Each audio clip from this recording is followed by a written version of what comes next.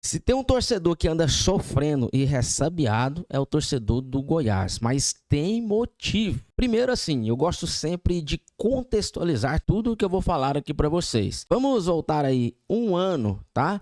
Lá em 2024, o Goiás começa a temporada com Agnello na diretoria de futebol e Zé Ricardo ali como treinador. E o time até rendeu bastante, né, até ali no Campeonato Goiano, rendeu bastante também na Copa Verde até um certo momento, mas quando foi para coisa ruim acontecer, aconteceu de fato.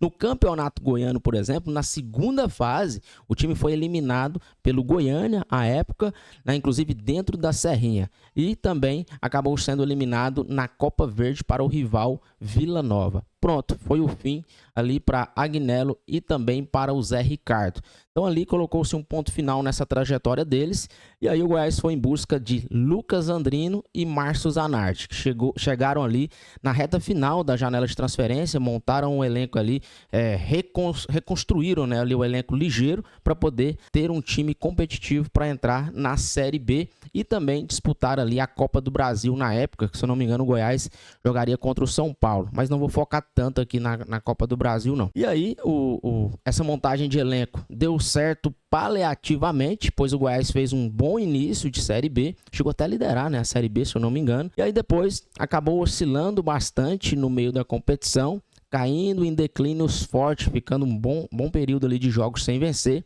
até que chegou o fim, a era Márcio Zanardi. Aí ainda com o Lucas Andrino, o time foi e contratou o Wagner Mancini, que demorou ali um pouquinho só para ajustar o time, mas quando ajustou, foi logo subindo na tabela, que inclusive eu acredito que tivesse ali mais uma rodada ou duas, o Goiás ia até conseguir o acesso para a Série A pelo trabalho desempenhado ali pelo Wagner Mancini, principalmente na reta final da Série B, onde ele emplacou ali 7 vitórias consecutivas para o time do Goiás e não tomou nenhum gol. Ou seja, por 2 pontinhos, se eu não me engano, o Goiás ficou na 6ª colocação, mas por 2 pontinhos ali, o time acabou não conseguindo chegar ali no G4, que é o acesso para a Série A. Então esse é o contexto.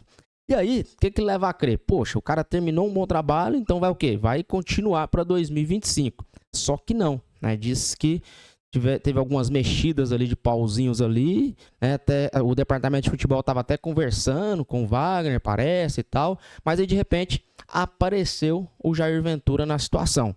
Beleza, nada mal, o Jair Ventura também é um treinador que, inclusive, muito querido pela torcida, pelo trabalho desempenhado em 2022. E aí ele começa o seu trabalho. Nesse começar o trabalho, ele, inclusive em todas as entrevistas dadas pelo Jair Ventura, ele deixa claro que todas as peças do futebol ali estavam sendo trazidas de uma forma conjunta. Porque aí chega o Eduardo Pinheiro, né, que estava na base, comandando a base, para ser uma espécie de coordenador de futebol também. Então fica essa trinca, né?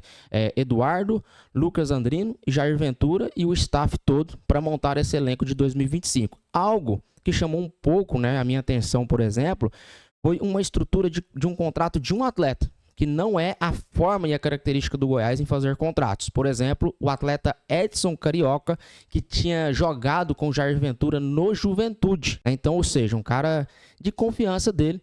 Então, foi buscar o Goiás, o Edson Carioca. Deve ter sido, sim, a pedido do Jair Ventura, o cara jogou com ele e tal. E aí entrou ali nos trâmites contratuais em um contrato, então, de 3 anos. Rapaz, tantos jogadores aí que sonham com um contratinho de 3 anos. Pois é, o Goiás em dezembro anunciou então o atacante aí, Edson Carioca, com esse contrato de 3 anos, mostrando ali que o Jair estava tendo sim muitas forças ali nas contratações, uma certa autonomia também, por mais que essas decisões são de forma o quê? Conjuntas entre todos do departamento de futebol, sempre deixado claro ali entre eles. E aí o Jair começa o seu trabalho ali no Campeonato Goiano, só que aí entra a parte prática do negócio. O Jair não vem desempenhando um bom trabalho, né? Se você pegar aí, por exemplo, a tabela do Campeonato Goiano, já são aí 10 partidas jogadas, o Goiás jogou 9. O Goiás tem 4 vitórias, 2 empates e 3 derrotas. Então, a vida do Goiás não tá tão interessante assim, é o 4º colocado e o pior, né? Não vem fazendo aí boas atuações, perdeu os 2 clássicos que teve, então o time não vive um bom momento. E uma movimentação interessante que o Goiás fez no mercado, inclusive Quem acompanha o meu trabalho, eu sempre falava desse jogador, que é o Wesley Garcia, que detonou na Série B de 2024. Um atleta que, mesmo saindo do banco, sempre definia ali os seus jogos. Eu, inclusive, tenho um vídeo aqui falando da maneira que ele joga, conforme ele joga, né, e tal. E é um jogador que tem, né, o seu maior poder, vamos dizer assim, a sua maior força ofensiva caindo pelo lado esquerdo do campo. Por quê? Porque ele tem uma característica de puxar para o meio e tem um bom poder de finalização. Inclusive, o próprio Goiás foi vítima dele, né, dentro da Serrinha. O Goiás estava ganhando de 1-0 e o Wesley Garcia entrou no decorrer do jogo e fez esse gol com essas características que eu estou falando para vocês. Puxou a bola para o meio de campo, finalizou, fazendo o gol no goleiro Tadeu, empatando o jogo. Inclusive, podemos dizer até que foi os 2 pontinhos ali que precisou para o Goiás ali para poder subir para a Série A. Por que não, né? Podemos colocar várias coisas na balança aqui. Só não subiu porque sim, né? O futebol tem muito isso. Mas então, voltando aqui, o Goiás fez essa movimentação, trouxe o Wesley Garcia. O atleta estava bem especulado em vários clubes e tal. E o Goiás consegue fazer esse movimento cirúrgico dentro do mercado. Traz o atleta numa condição bem legal, sabe? Nos bastidores. Todo mundo que fala diz que essa negociação foi bem interessante, inclusive salariais e tal. Que o Goiás hoje tem um atleta, né? O interessante é isso. E um atleta que se deu bem. Em 2024, teve essa mesma, vamos dizer, perseguição de treinador também. Passou pelas mãos do Hélio dos Anjos. E o Hélio dos Anjos disse que ele não tinha condição de jogar de titular, era jogador de jogadas isoladas e tal. E com o Márcio Fernandes, à época também, não conseguiu desempenhar, né, no time titular. E agora com o Jair Ventura da mesma forma, mas está pior ainda, né, com o Jair Ventura. E aí eu já vou chegar onde eu quero chegar aqui agora, que é o último jogo do Goiás, que escancarou muito essa situação. E aí teve algo que me preocupou, que foi o pós-jogo. Entendendo o contexto aqui, tudo, né? Então, o Goiás tem 9 gols no Campeonato Goiano. 3 gols marcados pelo Goiás foram feitos pelo goleiro Tadeu de pênalti. Então, nós estamos falando de um Goiás. Quem conhece o Goiás aí é time que sempre tem o ataque muito bom, né? O Goiás é o time de artilharias, é o time que sempre faz muitos gols e não vem conseguindo fazer isso. Então, isso começa a chamar a atenção pelo desempenho do time. Tadeu fazendo 1/3 dos gols, é loucura isso, né? Ele é um goleiro, gente, né? Baita de um goleiro, não tem problema ele fazer gol, mas o que desespera são os atacantes. Os atacantes, né, quase não marcam gols aí no time do Goiás. E tem apenas 9 gols. E aí, essa última partida agora chamou atenção uma situação. O Goiás estava vencendo por 1-0, gol de pênalti, marcado por quem? Pelo Tadeu. O Tadeu foi lá e marcou o gol. Aí, nos minutos finais, no segundo tempo, o Jair Ventura fez uma modificação assim que beira a loucura para quem, né, conhece minimamente futebol.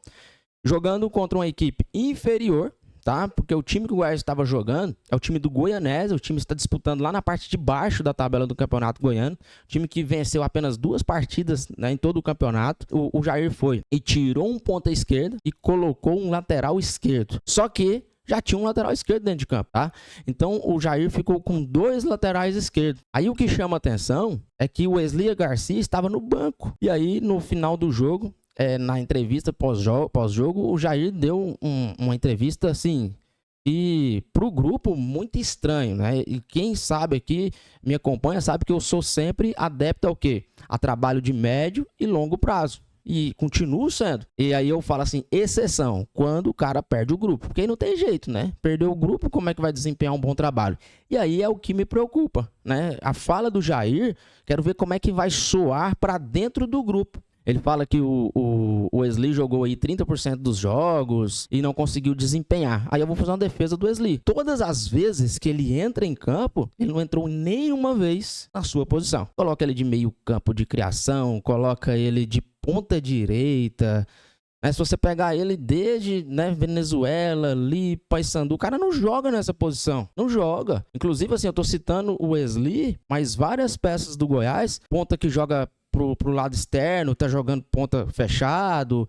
Então, assim, o Jair vem pecando muito em posicionamento dos atletas, né? Se você vê, às vezes, você fala assim, esse meio de campo do Goiás não funciona, tá tumultuado. Se a gente olha ali o meio campo do Goiás, tá tumultuado. O time não tá abrindo, o time não tá tendo espaço para jogar. Então, tem alguma coisa acontecendo, as coisas, né, tá tendo alguma questão aí que tá pegando, não tá visível ainda, mas essa entrevista pós-jogo ali do Jair, eu, para ser sincero, se eu fosse empresário do jogador, eu ia tentar entender uma situação para mim poder deixar o clube e quem sabe voltar para um Paysandu, voltar para outro clube, o clube pelo menos eu tenha um mínimo de espaço.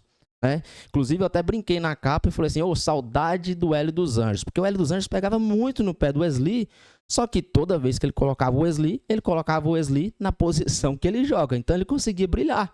Então assim, se nós pegarmos, qual é a principal competição do Goiás em 2025? A Série B. Em 2024, esse Wesley Garcia teve 10 gols nessa principal competição do Goiás. Só para vocês terem uma ideia, o artilheiro da Série B de 2024 foi o Eric Pulga com 13 gols. Então a gente está falando de um cara que saía na maioria das vezes do banco de reserva e ainda assim teve 10 gols, só que jogando de ponta esquerda. Então eu queria ouvir do técnico do Goiás, do responsável, além da avaliação do jogo, essa opção do Wesley mais uma vez não ter entrado. Bom, boa tarde ainda? Boa noite já. A situação do Wesley é o seguinte, ele já teve 30% dos jogos feito pela gente antes desse jogo, 3 jogos de titular, e no nosso entendimento nós achamos que tem alguns jogadores na frente dele. E a entrada do DG nesse momento foi para ter 2 pernas esquerdas pelo corredor lateral, né? Optamos em ter o DG que tem um bom terço final para entrar ali e a gente ter a perna boa para o cruzamento. Antes do gol teve acho que 1 ou 2 chances ainda e por isso essa opção. Me preocupou bastante essa fala aí do Jair, como é que isso vai soar para dentro do grupo. Porque as peças do Goiás, se a gente for olhar, não são peças de se jogar fora, não. Primeiro que manteve uma base do ano de 2024 e não conseguiu acesso. Aí acaba que quando não consegue o acesso, a gente risca ali, fala não prestou, nada prestou. Poxa, foi 2 pontos, né? Foi 2 pontos. Na oscilada negativa, oscilou um pouco mais, talvez ali. Mas 2 pontos, gente. Então não foi um ano péssimo. Então pega ali a base que funcionou, a não ser que deixou escapar ali um Juninho, um Dieguinho, né? E traz para 2025. E aí o Goiás traz, vou lembrar aqui, né? Rodrigo Andrade, uma peça que é interessante, demora às vezes um pouquinho a entrar em forma, mas é uma peça super interessante por onde passou. Inclusive, é um zap de acesso aí, né? Ele já tem 2 acessos, pode ir para o terceiro, se caso o Goiás consiga. Trouxe o Facundo Barceló, que fez até uma competição interessante para o Ceará, mas eu acho que o Goiás ainda precisa de um camisa 9. Eu acho que o Goiás ainda precisaria de um camisa 9. Trouxe o Wesley Garcia, que não precisa nem falar dele. O William Lepo, que fez uma ótima Série B em 2023 para o time do Vitória. Então, um cara que já é acostumado com a competição, ou seja, foi campeão da Série B em 2023 com o Vitória. Trouxe o Gonzalo Freitas, que estava no Atlético Goianiense, um dos caras que rendiam lá. Trouxe o Juninho do América, que esse dispensa comentários. Talvez, né, formos olhar assim a grosso modo, falta ainda um camisa 9, né? Se conseguir recuperar dentro do elenco, melhor. Tem um Edu ali e tal. Talvez até o Pedrinho, tá? O Pedrinho lá na Copa São Paulo de Futebol Júnior fazia essa posição de centroavante, não sei, né? Talvez testar ele ali mais centralizado. Arthur Kaique também já fez essa posição. Então, talvez falta mais critério de posicionamento por parte do treinador do que voltar ao mercado, não sei, né? Mas eu acho que as peças do Goiás não deixam tanto a desejar. Claro que tem uns aí que não estão rendendo de jeito nenhum, tem que dar linha para esses caras e quem sabe aí trazer aí umas 2, 3 peças novas só para dar aquela matada ali, principalmente um camisa 9, eu acho que é isso. Só que o Jair Ventura precisa ajustar esse time, principalmente colocar os caras na posição devida, né? Então os caras ali estão fora de posição. Vai ver o Goiás, parece um time bagunçado ali, não sei. Essa é a minha opinião e é isso. Tamo junto. Você aí que curte Série B, curte os times da Série B, não deixe de acompanhar a gente nas nossas redes sociais. Tamo junto, vou falar aqui, a ideia é falar de todos os times, tá? Inclusive tô com um novo projeto aí, você que já nos acompanha. Tô trazendo algumas pessoas que falam dos times lá na base, vai ser bem legal. Nós vamos falar aí de cada time aí, você vai sentir que tá no dia a dia do seu clube ou do seu futuro adversário aí na Série B. Um abraço, tamo junto, valeu demais.